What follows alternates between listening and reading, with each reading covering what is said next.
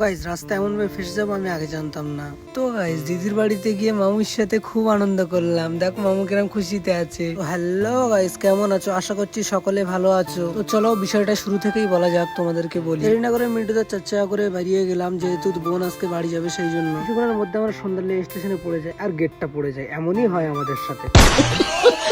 কিছুক্ষণ যাওয়ার পরে আবার বিড়া স্টেশনে চলে গেলাম। বিড়া স্টেশনে গিয়ে আবার জাম পড়ে গেল, মাথাটা ফের গরম হয়ে গেল।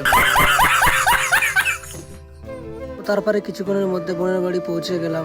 দুলাভাই পুরো দোকান নিয়ে চলে এসেছে, দেখো গাইস। একটু খেতে থাকি আর তোমরা কেউ যেন দেখো না। মামু ওকে এতবার ডাকলাম, ফোনে এত ব্যস্ত হয়ে গেছে। আচ্ছা ফোনটা কেড়ে নিই, দেখি কি করে। এবার তাকিয়েছে, ফোনটা কেড়ে নেওয়ার পরে কেমন স্মাইল দিচ্ছে দেখো, খুশি। তোমরা মামির জন্য একটা লাইক দিয়ে যাও। কিছুক্ষণ থাকার পরে বাড়ি চলে যাওয়ার উদ্দেশ্যে রওনা দিলাম। বাড়ি যাওয়ার পথে গান শুনবো না, এটা কখনো হয়? চলো তোমাদেরকে একটু শোনাই।